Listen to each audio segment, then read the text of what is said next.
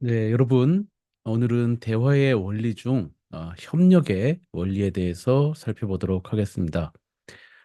먼저 2022 국어과 교육과정을 보면은 초등학교 5, 6학년군에 대화에서 생략된 내용을 추론하며 듣는다 해서 추론적 듣기가 있습니다. 그래서 대화에 어떤 내용이 생략되어 있네. 그것을 추론해서 들을 수 있어야 되겠죠.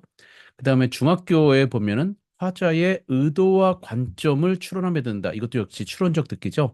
그래서 이 성취 기준은 담화 맥락을 고려해서 표면적으로 드러나지 않은 숨겨진 요소를 추론하여 들음으로써 내용을 깊게 이해하는 능력을 기르기 위해 설정했다고 되어 있습니다. 그래서 우리가 어떤 말을 해당 발화자의 어떤 의도가 담긴 말이 명시적으로 드러나지 않을 때도 있고 또 다른 말로 드러나지만 또 거기에는 또 다른 어떤 의도가 또 담겨져 있을 수도 있고 그렇잖아요. 그래서 일상의 대화 상황에서 상대의 발화 의도를 추론하기, 그죠? 그다음에 화자의 숨겨진 의도나 관점 또는 가치관을 추론하기 등을 학습합니다. 그래서 여러분 우리 대화를 잘 하려면은 그죠? 상대의 발화 의도 이것을 잘 추론해야 되겠죠. 그래서 이것을 초등학교 고학년과 중학교 때 이렇게 가르치고 있습니다.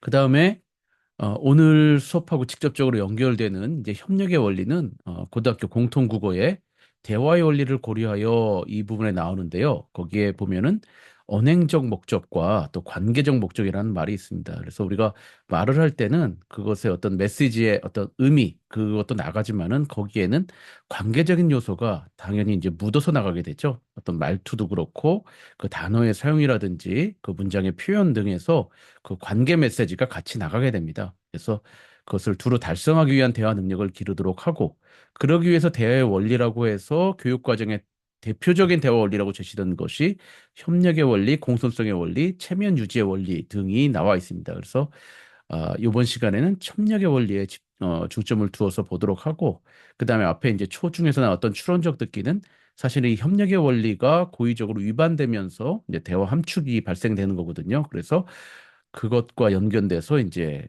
발화자의 의도, 숨은 뜻을 추론하는 그것까지 함께 다루도록 하겠습니다. 자, 이 협력의 원리, 코퍼레이티브 프린시플이라고 합니다. 이 기본 전제는 이제 서, 어, 대화 참여자는 서로가 대화를 전개하는 데 필요한 협력적 노력을 하고 있다라는 이제 전제를 하는 거죠. 그래서 참여해서 서로 이제 같이 기여를 하는 거죠. 한 사람은 딴 생각을 하거나 딴 짓을 하거나 하는 것이 아니라 같이 필요한 협력적 노력을 하고 있다는 것이 기본 전제가 되겠습니다.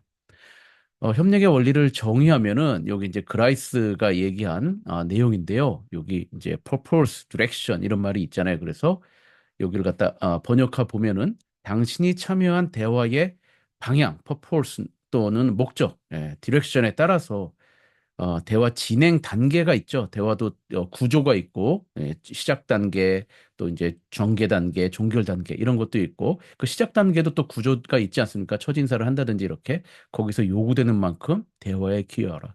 지금 그림에 보면은 변호사와 의뢰인이 어떤 법률 상담을 하고 있습니다. 여기서는 어떤 이제 만약에 어떤 상담의 시작 단계라고 본다면은 초기에 이제 뭐 변호사가 인사를 하겠고 그다음에 이제 뭐 어떤 일을 오셨냐 이렇게 물으면은 또 의뢰인이 자신이 처한 어려움에 대해서 이제 이야기를 하겠죠.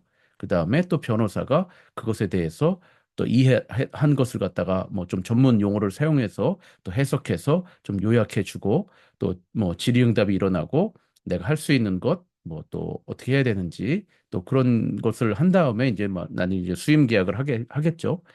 그다음에 이제 오늘 대화는 여기까지 하겠습니다. 뭐 하면서 잠깐의 어떤 어, 변호사 상담 대화가 이루어지지 않겠습니까? 요때 단계마다 요구되는 만큼 그죠? 내가 어떤 일이 있었냐고 물었을 때 지금 사실은 이제 변호사 상담 같은 경우는 다 시간이 이제 돈으로 또 지불을 해야 되는 거기 때문에 이제 또 길게 얘기는 할 수 없습니다. 내가 뭐 억울했던 일, 뭐 친구가 뭐 옛날에 중학교 때 뭐 이렇게 해서 계속 장황하게 얘기할 수는 없고 그 필요한 단계에서 지금 변호사가 나의 문제를 해결해 주기 위해 필요한 그런 내용들을 정확하게 감명하고 조리 있게 이렇게 해야 되는 것이죠. 그죠? 그 방향에 따라서 또 그 목적에 따라서. 그래서 지금 요 만약에 법률 상담 같은 경우는 굉장히 목적이 분명한 대화지 않습니까? 우리가 일상에서 뭐 친구들하고 친교적인 대화를 하는 것도 있지만 이렇게 분명히 목적이 분명한 대화에서는 특별히 또 이런 또 협력의 원리가 중요하게 되겠습니다.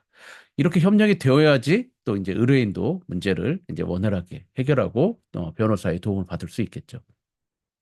자, 협력의 원리의 세부 경률은 크게 이제 네 가지로 나눕니다. 양의 경률, 질의 경률, 관련성의 경률, 태도의 경률. 양의 경률은 필요한 만큼의 정보를 전달하라, 필요 이상의 정보를 전달하지 말라. 질은 거짓이라고 믿는 바를 말하지 마라. 적합한 근거가 부족한 말을 하지 마라. 관련성의 경륜은 관련성 있게 말하라. 또 태도의 경륜은 모호한 표현을 피하라. 애매한 주기적 표현을 피하라. 간결하게 말하라. 조리 있게 말하라. 이렇게 되어 있습니다. 요 하나하나는 다음 슬라이드에서 자세하게 살펴보도록 하겠습니다. 자, 먼저 맥심 오브 퀀터티. 이 맥심은 이 그라이스가 쓴 말인데요. 우리말로 하면 또 뭐 명제, 뭐 규칙 이 정도로 여러분들이 이해하시면 될 것 같습니다. 뭐 프린시플이라든지 뭐 이런 것들도 있지만 이 맥심이란 말을 썼기 때문에 우리도 그것을 뭐 규칙 이렇게 한다기보다도 명제 이렇게 한다기보다도 이제 경륜이라는 말로 번역을 했습니다. 그래서 여러분들 그 정도 이해하시면 되겠고 만약 이제 학생들이 무슨 뜻이냐 이렇게 묻는다면 그렇게 대답을 해주시면 되겠습니다. 대화에서 요구되는 필요한 만큼의 정보를 전달하고 필요 이상의 정보를 전달하지 말라. 여러분, 예, 우리 TMI라고 하죠. 예, 어떤 것을 간단하게 물어봤는데, 그 필요한 만큼의 정보를 전달하면 되는데 장황하게, 너무 많이 이야기를 하면은 안 되겠죠. 정보의 효과적인 전달 측면에서 매우 중요하지만 인간관계적인 측면에서도 중시되어야 한다. 이렇게 대화를 독점하고 우리 순서교대의 원리랑도 관련이 있습니다. 그렇죠? 순서교대의 원리는 지금 대화를 이렇게 셋이서 한다 그러면은 딱 n분의 1로 균등하게 나눌 수는 없지만 그래도 이 파란 옷 입은 사람하고 검정 옷 입은 사람하고 갈색 옷 입은 사람하고 또 뭐 검정 옷 입은 사람 했다가 이렇게 해서 자연스럽게 이렇게 대화가 흘러가야 되는데 지금 파란색 옷 입은 사람만 혼자서 대화를 독점하면은 순서 교대가 이루어지지 않는 거 아니겠습니까? 그죠? 이렇게 되면은 이제 다음부터 친구들이 아유, 만나기 싫다. 아이고, 귀 아프다. 이렇게 되는 거죠. 또는 지금 이제 갈색 옷 입은 사람은 오늘 2시간의 친구 대화에서 거의 분량이 1분도 안 됩니다. 그죠? 이런 거는 무성의하게 짧은 답변만 툭툭 하고 그러니까 양이 이 적절해야 된다는 거죠. 많아도 안 되고 너무 적어도 안 되고 그죠? 적절하게 서로 대화가 원활하게 진행될 수 있도록 기여를 하는 것이 좋겠습니다. 두 번째, 질의 경륜입니다. 퀄리티. 이것은 이제 거짓이라고 여겨지는 말을 하지 말라. 또 적합한 근거가 불충분한 말을 하지 말라. 이건 이제 진실성과 관련된 건데 요즘 여러분 뭐 언론에 많이 나오는 그런 가짜 뉴스라든지 일단 폭로한다든지 그다음에 이제 뒷수습이 또 안 되고 또 SNS나 여러 가지 매체가 발달하면서 이것을 수습하다가 더 일이 커지고 피해자는 굉장히 고통을 받는 일들이 실제로 뭐 정치인들뿐만 아니라 일반인들까지도 많이 있지 않습니까? 그죠? 그래서 이 질의 경률은 또 굉장히 중요합니다. 인간관계에서는 당연히 맨날 거짓말을 하는 친구를 보면은 우리가 믿을 수가 없죠. 신뢰성이 무너지고, 요게, 화자의 공신력, 우리 source credibility라고 하는데, 이게 누가 말하냐에 따라서 그것에 어떤 설득력이 있느냐에 대한 것인데요. 그것과도 이제 직결이 됩니다. 그래서 양에 의해서 이어서 두 번째 이제 질의 경률 되겠고요. 세 번째는 태도의 경률입니다. 죄송합니다. 여기 이제 관련성의 경률부터 먼저 하도록 하겠습니다. 이제 맥시멈 렐러번스. 이거는 대화의 화제와 관련된 말을 하라는 겁니다. 이건 여러 가지 네 개의 경률 중에 가장 중요하다고 여겨지는데 왜 그러냐면은 뭐 양이건 질이건 떠나서 관련성이 없는 거는 그거는 이제 뭐 대화가 온전하게 진행된다고 볼 수 없기 때문에 이것을 가장 중요하다고 판단을 합니다. 인간관계에 미치는 영향은 당연히 이제 대화에 집중을 안 한다고는 인상을 주어서 이제 공감 형성을 방해하게 되고 당연히 이제 공감적 듣기가 안 이루어지게 되겠죠. 이러면 이제 여러분들도 친구들 누구 떠오르는 사람 있으시죠? 우리 대화할 때 그냥 딴 생각하고 있다가 갑자기 엉뚱한 소리를 한다든가 이렇게 되면은 이 친구는 대화에 집중을 안 하는구나. 내 말에 경청을 안 하는구나 해서 같이 대화하는 게 좀 꺼려지고 싫어지게 됩니다. 자, 네 번째가 이제 태도의 경륜입니다. 맥심 오브 매너. 여기 태도라는 말 때문에 우리가 일반적으로 태도라고 하면은 말하는 태도가 왜 그래 해서 어떤 말투라든지 그런 어떤 마음가짐, 자세 이런 거를 여기게 되지만 여기서의 핵심은 간결하고 조리 있게입니다. 그죠? 그래서 명료하지 않은 표현, 애매한 중의적 표현을 피하고 그죠? 내용의 간명한 전달. 간명이 뭐예요? 간결하고 명료함을 얘기합니다. 그래서 모호한 표현 하지 말고요. 또 애매한 중의적 표현. 뭐 여러분 예전에 다 배우신 거 있잖아요. 중의적 표현. 뭐 남편은 나보다 뭐 게임을 더 좋아한다. 그러면은 이게 나보다 게임을 더 좋아하는 건지, 그죠? 예. 아니면은 내가 게임을 좋아하는 것보다 더 게임을 좋아하는 건지 이렇게 중의적인 표현이 문장 구조에 의해서 만들어지는 경우가 있는데 그런 중의적 표현을 피하고 또 불필요하게 장황하게 말하지 말고 간결하게 말하라는 것 그리고 짜임새 있게 조리 있게 말하라는 것 이것이 태도의 경륜입니다. 자, 여러분, 이 대화의 원리 중에 이 그레이스가 얘기한 협력의 원리, 양질, 관련성, 태도 이것만 잘해도 사실은 굉장한 기본기가 되겠죠? 예, 그렇습니다. 그래서 이 네 개의 경륜 자체도 지켜야 하는데요. 근데 사실 그라이스가 이것을 이야기한 것은 사실은 지금 얘기한 이 대화 함축을 설명하기 위함입니다. 그래서 이 네 개의 경륜을 마치 어떤 규칙처럼 꼭 지키세요라기보다도 인간이 기본적으로 협력을 하는 그런 기준점이 네 개가 있다 해서 기둥을 일단 네 개를 세워놓고 근데 인간들이 언어를 사용하는 데 있어서 그것을 일부러 위반하는 경우들이 있다. 그러면서 이제 어떤 뭔가 숨겨진 의미가 발생이 되는데 그것을 대화 함축이다. 사실은 이 대화 함축을 설명하기 위해서 네 가지의 그 기둥을 세운 것입니다. 그래서 그라이스는 협력의 원리를 반드시 지켜야 할 규범으로 소개한 것이 아니라 경륜 위반을 통해서 대화 함축을 설명하면서 기반이 되는 언어 수행의 원리로 소개한 것입니다. 그죠? 일반 사람들이 그렇게 경륜을 딱딱 지키면서 얘기를 안 한단 말이에요. 근데 그것이 규칙 위반이다, 잘못된 것이 아니라 굉장히 자연스럽고 매끄럽게 이어지기 때문에 이 현상은 뭐지? 하면서 그 현상을 설명한 게 바로 이 경륜과 이 대화 함축입니다. 대화 함축을 정의하면은 형식적으로는 협력의 원리가 지켜지지 않는 것처럼 보이지만 대화 참여자가 협력하고 있다고 가정할 때 이건 기본 전제죠. 그때 발생하는 숨겨진 의미입니다. 여기서 우리가 아까 얘기했던 그 5, 6학년군과 중학교군에서 말한 그런 추론적 듣기에서 여기 들어야 될 게 바로 이 대화 함축에 감추어진 숨겨진 의미가 되겠죠. 그래서 협력의 원리는 여러분 지도하실 때, 학생을 지도하실 때, 이것은 네 개 꼭 지켜야 된다. 그 자체도 물론 중요한 어떤 경륜이지만 요 대화 함축과 반드시 연관지어서 이해를 할 필요가 있습니다. 자, 예를 한번 들어보면은, 자, 오늘은 날씨도 좋은데 내가 잘 아는 튀르키예 음식점 가볼래? 지금 여자친구에게 남자친구가 맛집 검색을 해서, 예, 우리 뭐 이태원이나 그런 용산 쪽에 이 음식점 있잖아요. 그죠? 예. 그 음식점을 또 검색을 해서 얘기를 했습니다. 그런데 여자친구가 지금 이제 회색으로 처리된 부분은 생략을 하고 조금 뾰로통한 얼굴로 나 채식주의자인 거 몰라? 이렇게 얘기를 합니다. 자, 여러분, 여기는, 남자친구는 튀르키예 음식점 가볼래? 지금 여기에 대해서 얘기했는데 여자친구는 갑자기 채식주의에 대해서 얘기합니다. 이 화제가 완전히 바뀌었죠. 근데 우리가 이 대화가 굉장히 자연스럽게 흘러갔지 않습니까? 근데 이것을 우리가 다시 좀 복구를 해보면은 이것이 설명된 거죠. 남자친구가 가볼래 그랬을 때 여자친구는 no, 아니 가고 싶지 않아 얘기를 해야 되는 거고 그러면 남자는 왜? 라고 물어봐야 되는 거고 예, 또 B는 나 채식주의자인 거 몰라. 이렇게 대화가 돼야 되는 거죠.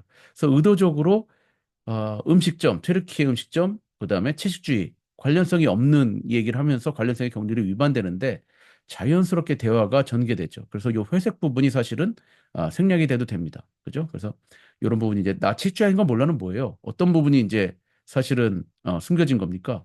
여기 터키 음식점, 튀르키예 음식점 하면은 뭐가 제일 유명합니까? 다른 음식도 있겠지만은 예, 케밥이 떠오르죠, 여러분. 이렇게 지금 사진에서처럼 고기를 이렇게 쫙 해가지고 큰 칼로다가 이렇게 썰어서 예, 이렇게 딱 여러 가지랑 같이 이렇게 또 딱 먹는 그 케밥이라는 요리가 떠오르기 때문에 주로 이제 고기가 떠오르는데 이 여자친구는 채식주의자인 거 봐요. 근데 이제 교제한 지 또 꽤 됐는데 여자친구가 뭘 좋아하고 안 좋아하는지도 모르니까 여자친구가 좀 뾰로통해서 이렇게 얘기를 한 겁니다.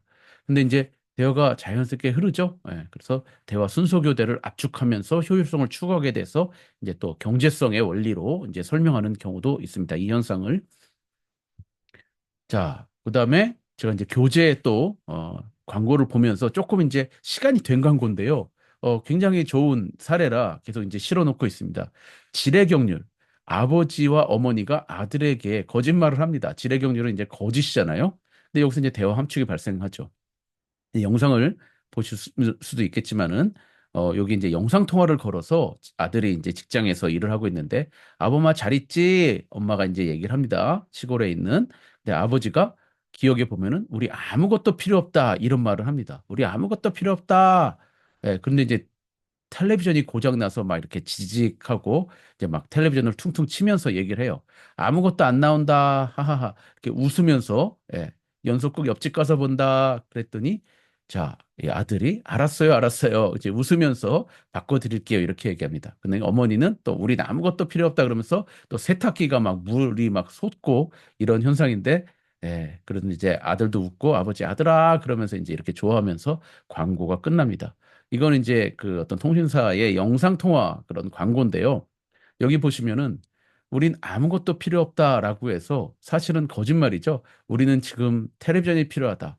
당장 사 놓아라. 이렇게 얘기를 하는 건데 사실은 이 아버지께서 배우셨는지 모르겠지만, 이렇게, 좀 능청맞게 대화 함축을 통해서 지뢰 격리를 위반하고 있죠. 근데 이제 만약에 회의하는데 전화를 해가지고, 야, 지금 너 등록금 내느라고 밭도 팔고 아빠가 고생했는데 지금 텔레비전이 안 나온다. 이렇게 정색을 하면서 얘기하면은 아들도 굉장히 죄책감도 들고 뭔가, 어떤 기분이 또 안 좋을 수도 있잖아요. 그래서 이제 뭐또 아버지는 또 뭐 해주신 게 뭐 있어요? 이렇게 막 하게 되면 이제 싸움이 되는데 아버지께서 영상통화로 웃으면서 지뢰 경륜을 일부러 고의로 위반한 거죠. 우리는 아무것도 필요 없다. 이런 식으로. 그래서 아들도 또 거기에 숨겨진 의도, 숨겨진 의미, 함축된 바를 이해하고 또 웃음으로 네, 알겠어요. TV 바꿔드릴게요. 이렇게 받아서 대화가 아주 매끄럽게 진행된 경우입니다.